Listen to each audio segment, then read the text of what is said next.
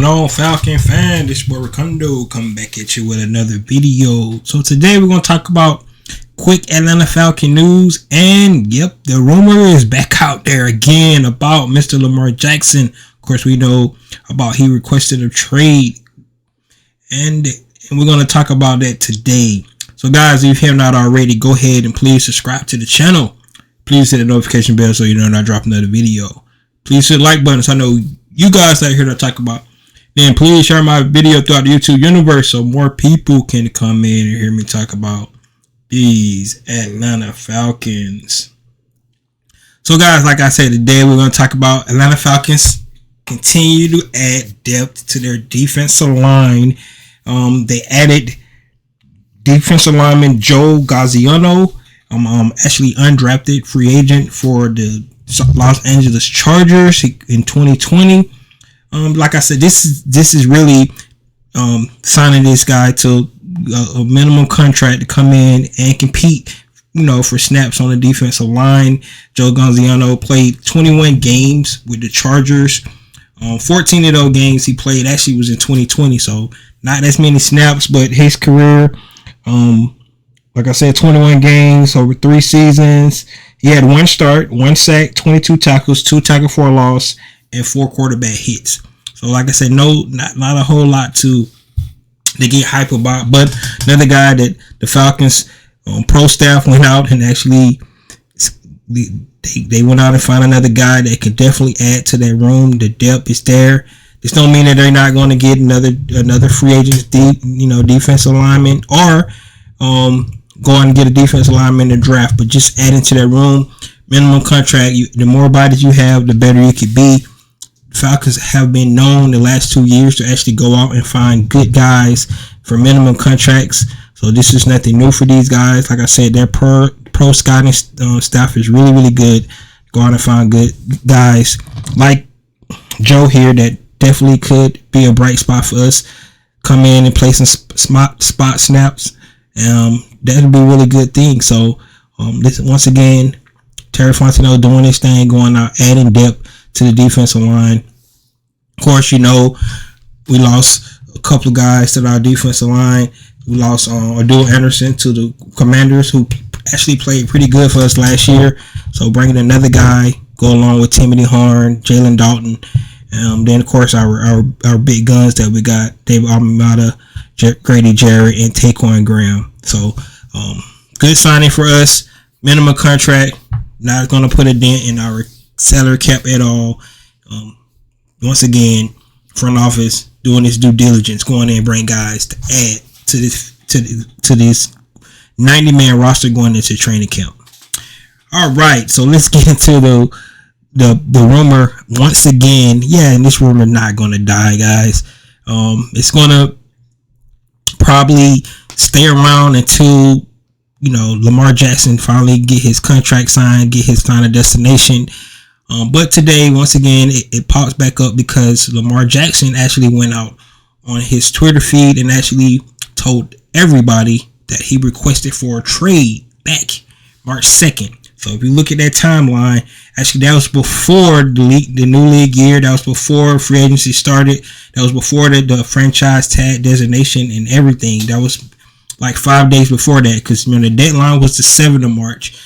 But he said on the 2nd he actually requested for a trade, which if he would have made this public known way back then, it probably would have gave him more suitors to know that he actually wanted out of Baltimore, instead of waiting 25 days after that, where a lot of teams have already made a lot of their free agency moves and things like that. So, and everybody's really just getting ready for the draft. This is the time.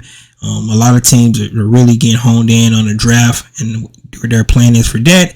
And now this domino drop, where a 26-year-old franchise quarterback is requesting a trade from his team, right? So this is, if you want to look at it anyway, this is a big deal. Lamar Jackson actually requests for a trade.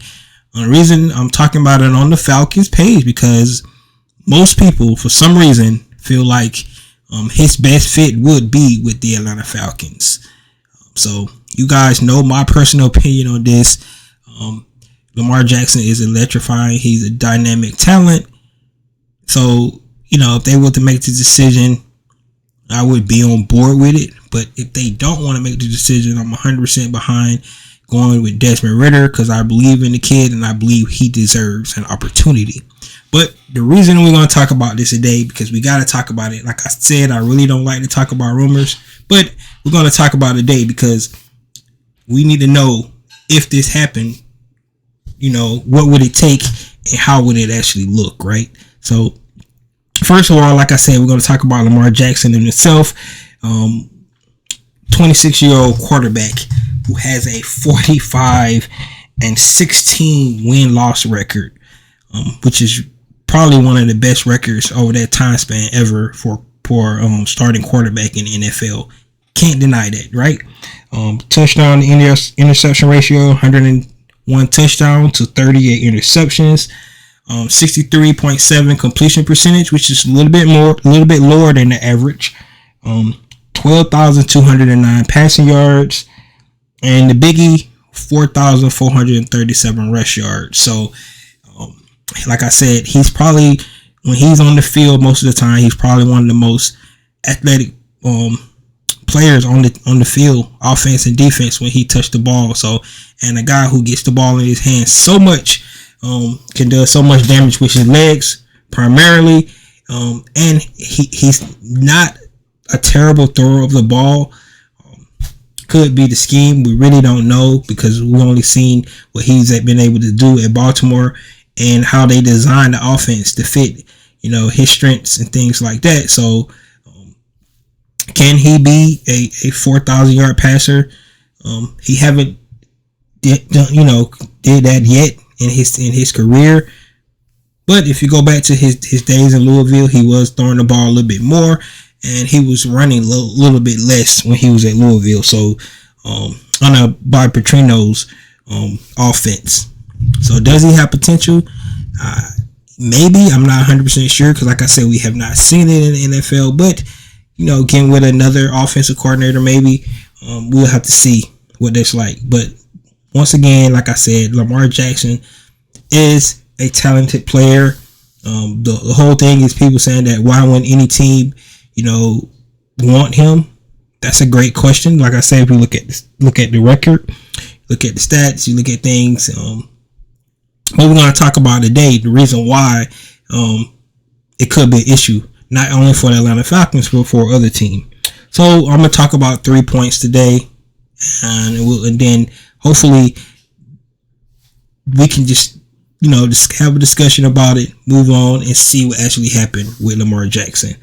Initially I thought that the Baltimore Ravens would never let a young, 26-year-old franchise quarterback get out their grasp, because that's what you don't do. This would be just in the 2 years back to back that a team let a young quarterback get out their team and go to another team, right? This is really one of the reasons why Lamar Jackson is having so many issues with his contract, because of what happened to Deshaun Watson last year. But, first of all, the first point I want to make is about the Atlanta Falcons and their plan that they already have established, right? I think bringing in Lamar Jackson would really, really put a big spin on the plan that they have, right? We know the plan that they wanted to do. They wanted to clear up the cap, which they did. Be competitive over the last 2 years. Yes, we still was under 500, but you cannot tell me both of those teams in the last 2 years was not competitive teams. They went out and competed. Even last year when they were projected to win 2 games, they went out and won 7 games. So they showed that competitiveness with what they had. The coaching staff was had to go out and coach players on minimum contracts and things like that. So that's what their plan coming in this year. They was able to have all that cap space, had the second most cap space in NFL this year, and they did very well. Today they don't sign 16 players. You add in Joe Gaziano, that's pretty good off season for the Atlanta Falcons. So bringing in a guy like Lamar Jackson is definitely would really put a damper, not just a damper, but a turn on their plan that they initially had going into this offseason. Because like I said, nobody would expect the Baltimore Ravens to let a franchise quarterback of Lamar Jackson's caliber get out of the building, right? So the first point is they will have to go back in, and decide what they want to do, because bringing in a quarterback like Lamar Jackson would do some things to their initial plan that they had in the offseason. The second point would be the cost, right? What would it cost to go get Lamar Jackson, right? What would it cost? First of all, we know it would cost draft capital. That goes without saying. Deshaun Watson got 3 first-round picks last year. Now, if the Atlanta Falcons want to negotiate with Lamar Jackson right now, they can, and hopefully the Baltimore Ravens won't match it. Maybe they won't now because he requested a trade, and they will only have to give up 2 first-round picks under that non-exclusive tag. So that could be a route that they go. So for draft capital, that definitely would be probably the best. If they actually have to do a trade, which will require Lamar Jackson to actually sign the tender, non-exclusive franchise tag tender, then they get into trade negotiating with the Baltimore Ravens. Baltimore Ravens probably would be asking for more draft capital instead of those 2 first-round picks. So that's one of the things that Atlanta Falcons would definitely have to consider.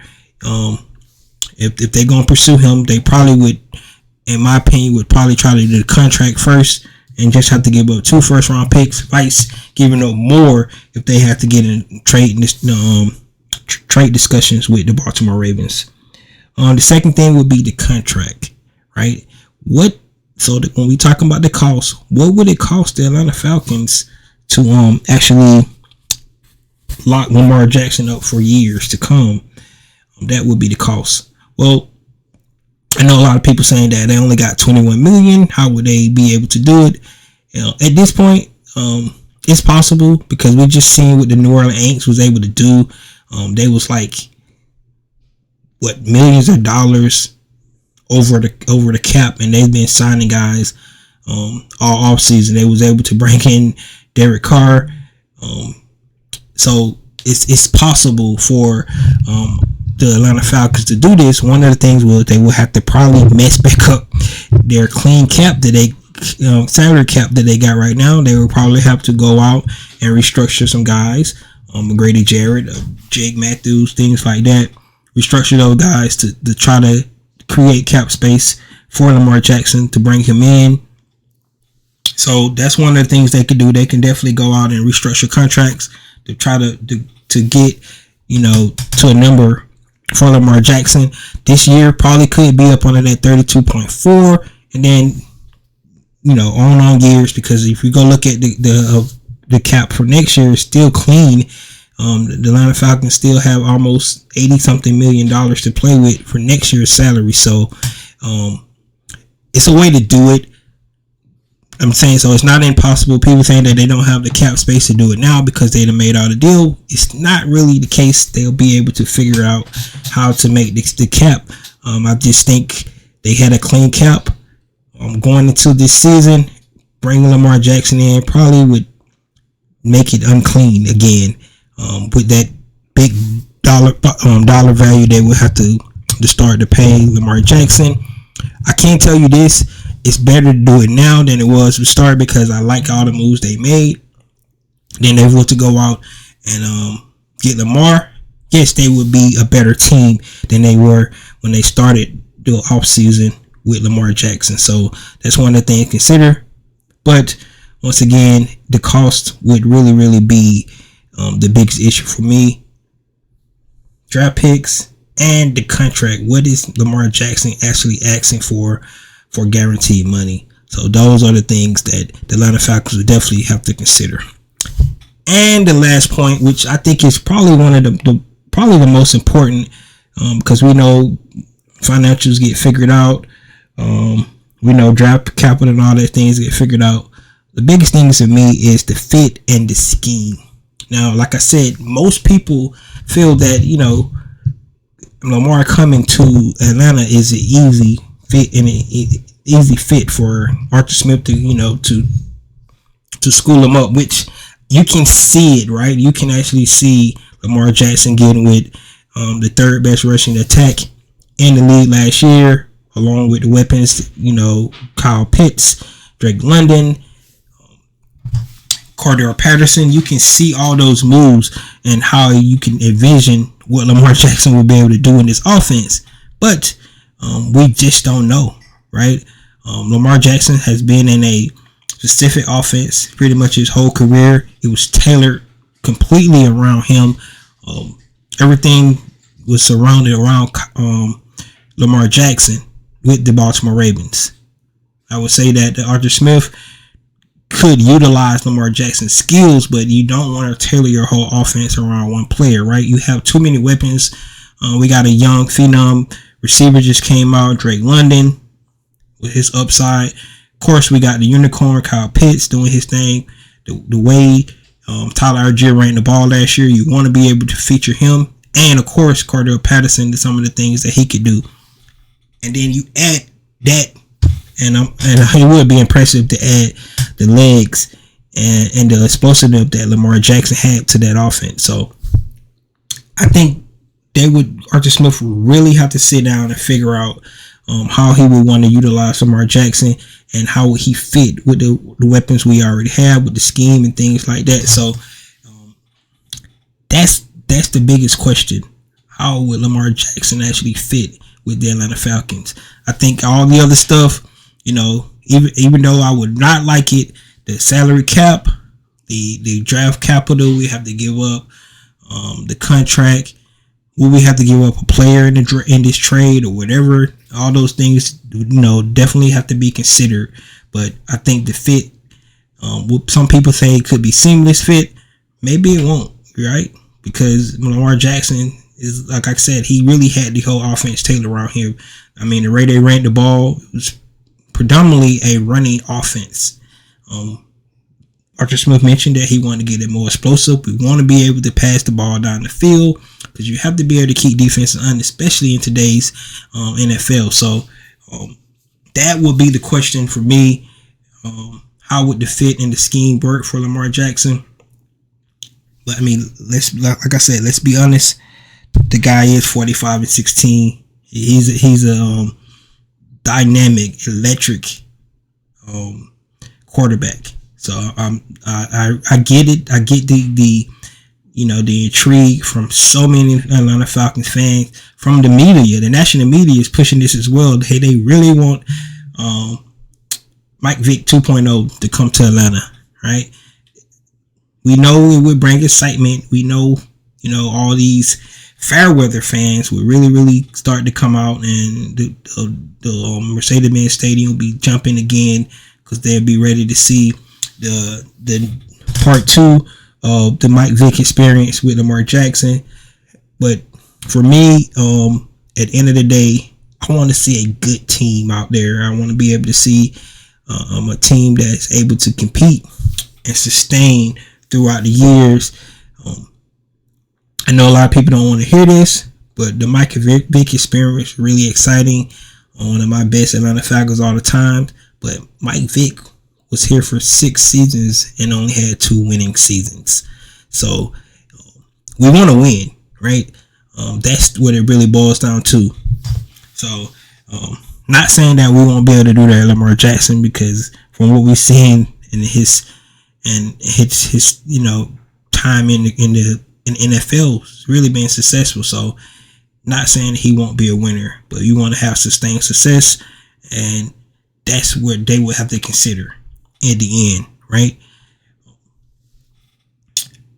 Personally, for me, if I had to make a choice, and I know this is crazy to say it, I probably would still go with Desmond Ridder.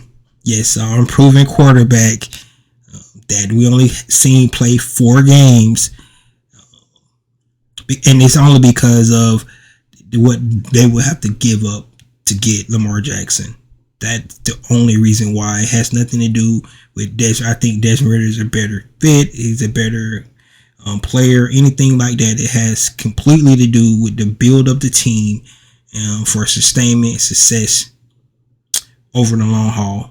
That's where I'm at because of the draft capital and the contract and things like that. It is noted that when most teams go ahead and play their quarterback, it's really hard for them to get to the Super Bowl. So that's really the facts. Of course, Patrick Mahomes is an outlier of that because he's able to win 2 Super Bowls. But in the end, I think you have to have a team, a complete team. And with the Atlanta Falcons has so many holes, which, like I said, if they was going to do it, this is better to do it now than the start of free agency because they have addressed a lot of those holes. So bringing in a guy like Lamar Jackson at this point in time is better than it would have been earlier, during this period. So maybe they could wait after the draft and then they give up draft capital for next year and they can add more to this machine before they add on a guy like Lamar Jackson. I would just want them to have a good team. And then the last thing I want to say is you have to consider some of the guys that's coming up on contract extensions as well. Guy like AJ Terrell, how would that affect this contract? We definitely want him to be able to stay. Kyle Pitts a couple of years out, so don't have to worry about that. But it's not impossible to bring Lamar Jackson to the Atlanta Falcons. But personally for me, they was to make this deal. I'm ready. Let's go. This is just almost like last year when we were talking about Deshaun Watson. Really hesitant not because of the player, because of some of his off the field things that he had going on. With Lamar Jackson, it's really just about the money and the draft capital. I know that sounds crazy. You got to pay to get good players in, but man, I tell you, that's a big price to pay for something that you're not 100% sure if a guy be able to stay on the field for a full 17, games of a season.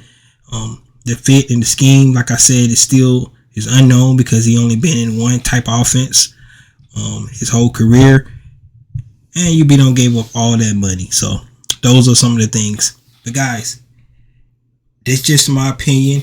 There's a lot of Falcon fans is really clamoring for the Falcons to go out and pursue Lamar Jackson because he requested a trade. But which direction would you go? Would you try to go with the non-exclusive offer to try to only give up 2 first-round picks, or will you try to actually negotiate with the Baltimore Ravens and possibly give up more of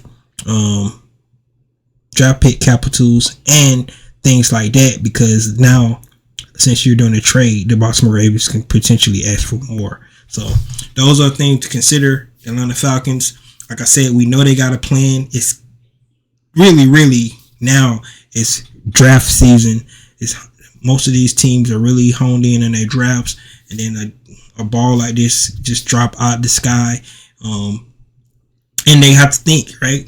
This is a time where they get with the head coach, get with the GM, get with the owner, and see if there's something that they might want to consider, right?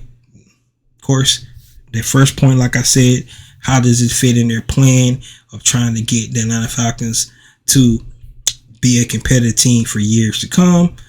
And then they will have to figure out all the financials and things like that. So guys, that's all I have. Definitely want to hear from you about this specific topic. Came back up again. I thought we was done. I thought Desmond Ridder was quarterback 1 and we was rolling with that. But now, once again, everybody and their mama is saying that Atlanta is the favorite to get Lamar Jackson, which is, one of those rumors that just won't die. This is your boy Ricondo coming back at you with another video. Peace.